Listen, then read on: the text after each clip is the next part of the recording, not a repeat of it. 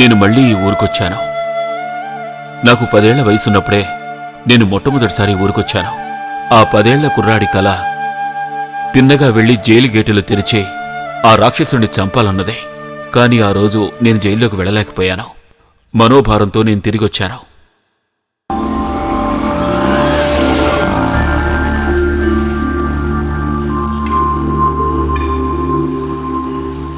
అందరి పిల్లల్లాగే నాకు చక్కగా అమ్మా నాన్న ఉండేవారు. కథల్లో మనం చదువుతుంటామే, అలా ఎంతో అల్లారు ముద్దుగా పెంచే ఒక అమ్మ, ఒక నాన్న. నేను వాళ్ళ గారాల పట్టిని.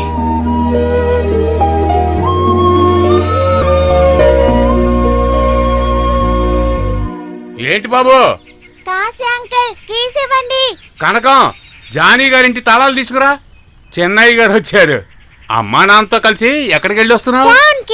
సరే, ఇంతకీ నీకు రాజమండ్రి నచ్చిందా లేక ఈ ఊరు నచ్చిందా? అంకల్, మీకేది తెలియడం లేదు అంకల్. రాజమండ్రితో పోల్చుకుంటే ఇది రెండో వంతు కూడా ఉండదు. జానీ గారు, మీ అబ్బాయి ఏం చెప్తున్నాడో విన్నారా? రాజమండ్రి ఈ ఊరి కంటే చాలా పెద్దదట. నాకు తెలియని విషయం చెప్పాడు. ఏమిట్రా మాటలు?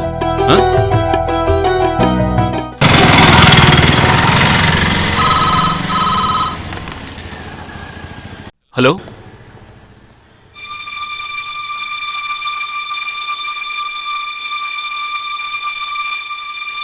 అలాగేనండి.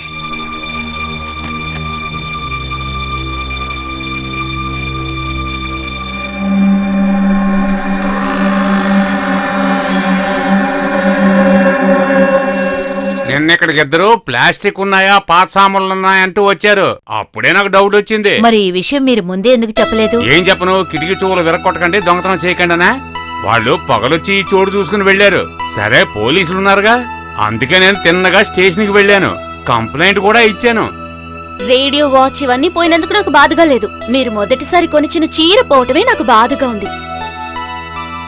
అన్నా, నేను అర్జెంటుగా ఆఫీస్కి వెళ్ళాలి. ఈ రోజు జనం ఎక్కువగా ఉంటారు, సోమవారం కదా. పర్లేదు, మీరు వెళ్ళండి సార్. నేను వెళ్ళొస్తాను. పోలీసులు వస్తే నేను మాట్లాడతానండి. పోలీసులకు చెప్పకుండా ఉండాల్సిందే. వాళ్ళకి చెప్పడం మన బాధ్యత అండి. లేదంటే మళ్ళీ వాళ్ళు వస్తారు. పోలీసులతో మీరే మాట్లాడండి. లేదు లేదు, పర్వాలేదు. నేను వెళ్ళలేదంటే కొంచెం ప్రాబ్లం. అయితే మీరు వెళ్ళండి సార్. తీసుకోండి అమ్మా.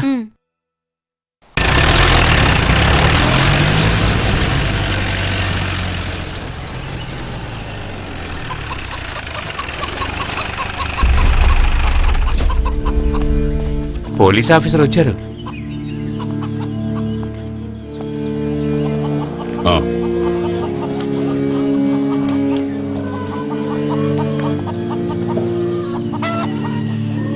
ఇక్కడ కాశీనాథ్ ఎవరయ్యా? నేనే సార్. దొంగ ఏమేమి ఎత్తుకెళ్ళాడో చెప్పు. నేను చెప్తాను సార్. ఒక రేడియో, ఆ తర్వాత ఒక వాచ్. నిన్న ఉదయం పాత పేపర్లు, బాటిల్స్ ఏరుకునే వాళ్ళు 4-5 తిరుగుతుంటేనే నాకు అనుమానం వచ్చింది. నేను వెంటనే మా ఆయనతో చెప్పాను, వీళ్ళందరూ దొంగ వాళ్ళు, జాగ్రత్తగా ఉండండి అని. చెప్పానా లేదా?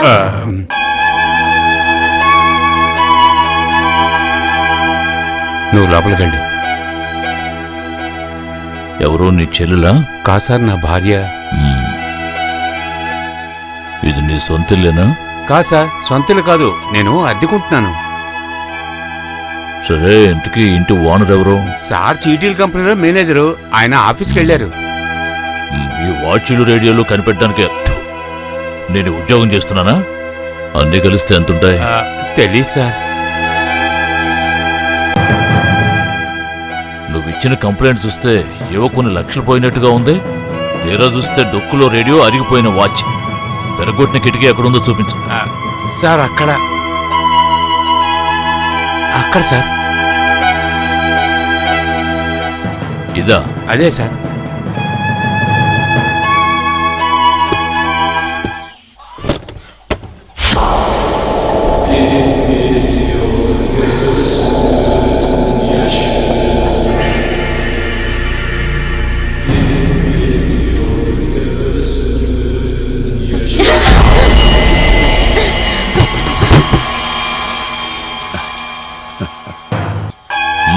సార్, ఎందుకు నీ పేరేమిటన్నావు? కాశీనాథ్ సార్. ఇంట్లో ఉండేది ఎవరు? ఆయనే సార్, చీటీ కంపెనీలో పనిచేస్తున్నారు. పేరు? జాన్ సార్ పేరు. జాన్ కాదు, జోన్. ఇంకెవరూ లేరా? వైఫ్ పేరు అంబిక, పిల్లాడి పేరు ఎడిసన్. ఆ. అవును, ఈ ఇంటికి అద్దెంత? 1000 రూపాయలు సార్. 1000 రూపాయలు చాలా ఎక్కువ కదా. ఆ?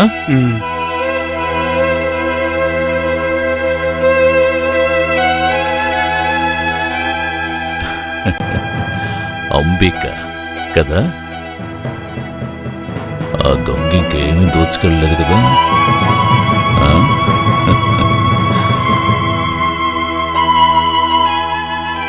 భలే పెట్ట. అద్దె 1000 రూపాయలైనా ఇంటికి భలే కళ్ళుంది. ఆ?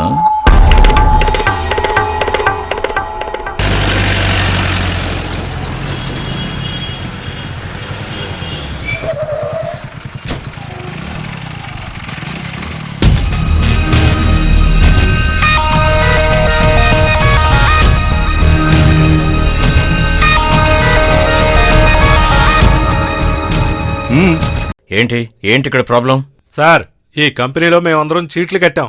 ఇల్లు కట్టుకోవడానికి, పిల్లల చదువులకి, పెళ్లిళ్ళకి కష్టపడి సంపాదించి ఇందులో ఆదా చేసి ఈ కంపెనీలో చిట్ ఫండ్ కట్టాం.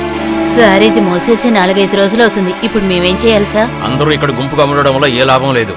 ఇంతకీ ఈ కంపెనీ మేనేజర్ ఎవరు? వాడు ఎస్కేప్ అయ్యాడు సార్. నిన్నటి వరకు ఇక్కడే ఉన్నాడు సార్. నా చీటీ పూర్తయి 2 వారాలైంది సార్. వచ్చే బుధవారం మా అమ్మాయి పెళ్లి సార్. వచ్చినప్పుడల్లా ఇదిగో రేపిస్తాం, ఎల్లుండిస్తాం అంటున్నారు సార్. మొన్న వచ్చినప్పుడు అతను రాజమండ్రి హెడ్ ఆఫీస్ కి వెళ్లి వెంటనే వచ్చేస్తానన్నాడు సార్. నా కూతురు పెళ్లి ఆగిపోతే నేను వాడింటికి వెళ్లి ఆత్మహత్య చేసుకుంటాను. ఇంకో దారి లేదు ఆ సార్. జానీ ఇల్లు ఎక్కడ? సార్ ఇవిడే. మీ ఆయన ఎక్కడికి వెళ్ళాడో మీకు తెలుసా? సార్ నేను ఇదివరకే చెప్పాను కదా సార్, అక్కడ ఏమైనా చీటింగ్ జరిగినా ఈవిడికి దానికి సంబంధం ఉండదు సార్. అతను వచ్చిన వెంటనే నన్ను కలవమని చెప్పండి. సార్ సార్ సార్ సార్ మగాళ్ళే నీళ్ళు సార్. Constable sir. మీ డ్యూటీ ఈవినింగ్ అయిపోతుందిగా? Yes sir. ఈవినింగ్ వరకు ఇక్కడే ఉండండి. Okay sir. వాళ్ళందరికీ నచ్చ చెప్పి పంపించండి. Okay sir. ఈవినింగ్ మరో ఆఫీసర్ వస్తాడు. అలాగే సార్.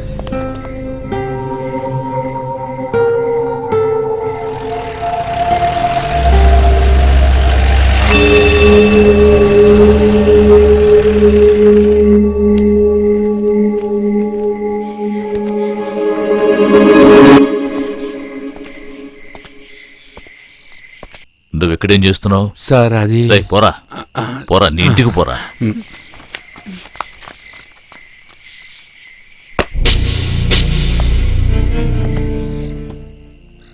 రాత్రుల్లో నిన్నెవరూ ఇబ్బంది పెట్టకుండా ఉండాలనే నేను కాపులాకి వచ్చాను. ఈ ప్రాబ్లం సాల్వ్ అయ్యే వరకు నేను ఇక్కడే ఉంటాను. అర్థమైంది కదా? ఇది లోపల పెట్టు. వచ్చిన పోలీసు వాళ్ళు సంతకం పెట్టాలి. రోజు నేనే వస్తాననుకో. లోపలికి వెళ్ళి ఒక గ్లాసుడు మంచినీళ్ళు తీసుకురా. నువ్వేం భయపడుకో. కాసిన మంచినీళ్ళు ఇచ్చి వెళ్ళి పడుకో. ఇక మీ ఇంటికి ఎవ్వడూ రాడు. వచ్చిన వాడిని కూడా తప్పు పట్టడానికి వీల్లేదు. మొత్తం మీద నీ మొగుడు జనం దగ్గర 40 లక్షల రూపాయలు కొట్టేశాడు. డబ్బిచ్చిన వాళ్ళు వదిలేస్తారా ఏంటి? నీ మొగుడు ఎక్కడికి వెళ్ళాడో నీకు తెలీదా? ఇక వాడు తిరిగి రాడు.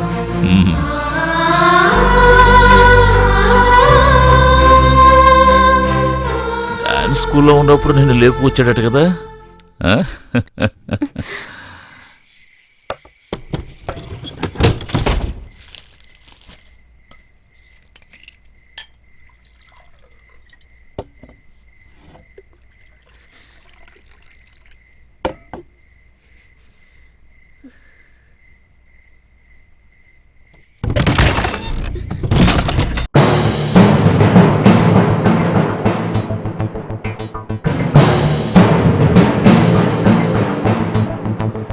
అరిచి గొడవ చేయకుండా ఉన్నావంటే నేను నిన్ను బాగా చూసుకుంటాను. అంతేకాదు, నేను చెప్పేంత వరకు ఎవ్వడూ నీ ఇంట్లోకి రాడు. అర్థమైందా? ఒక వరలో 2 కత్తులు ఉండకూడదు.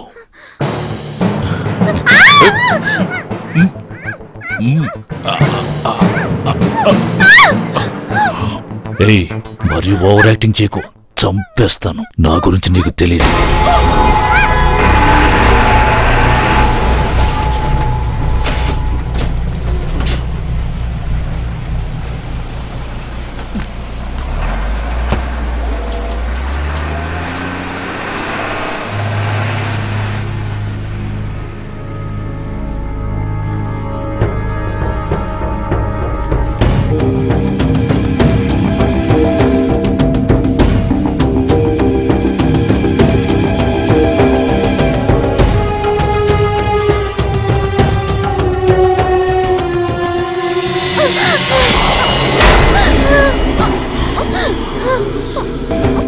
వీడు అరిచి గోల్ చేయడానికి ఏమైపోయిందని ఈ ఊళ్ళో వాళ్ళకి ఇదేమైనా కొత్త విషయమా ఏంటి?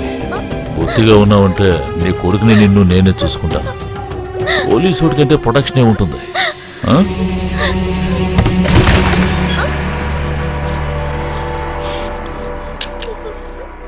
వాడు ఎలాగో నిన్ను వదిలేసి పారిపోయాడు. నేను చూసుకుంటానని చెప్తున్నాను కదా. ఆ?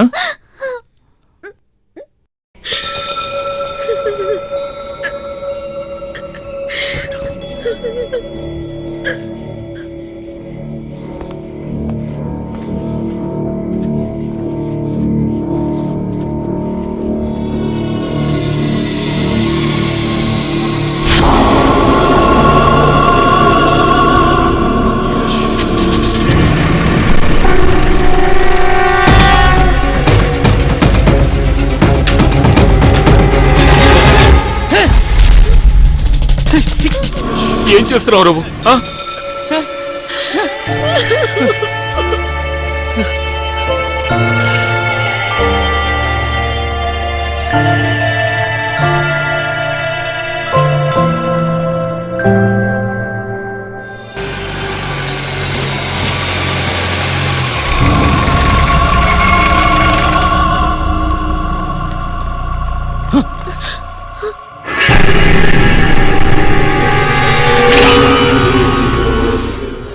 ఎందుకో తెలీదు, నిన్ను ఒంటరిగా వదిలేసి ఎక్కడికి వెళ్ళలేకపోతున్నా.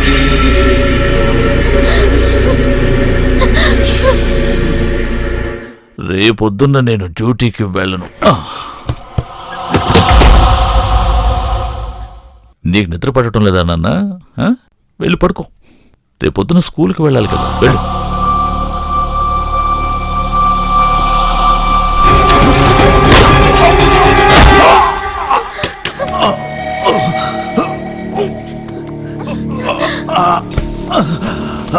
త్వరగా రండి.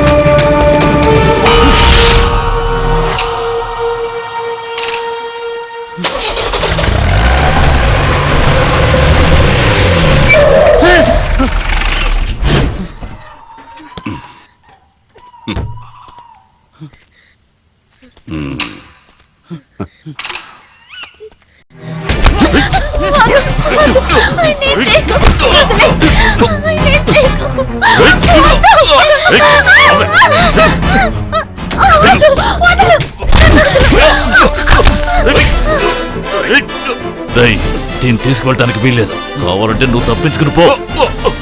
రావే.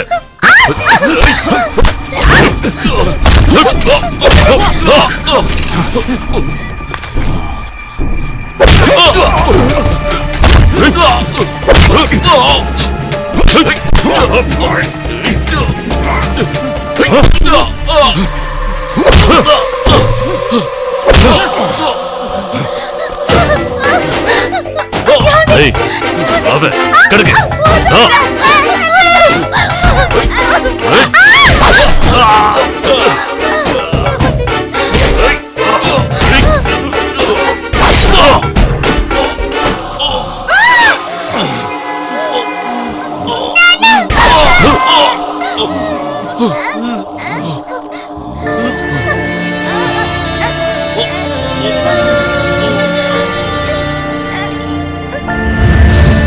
పోలీసుడి మీదే చేయి చేసుకుంటావా?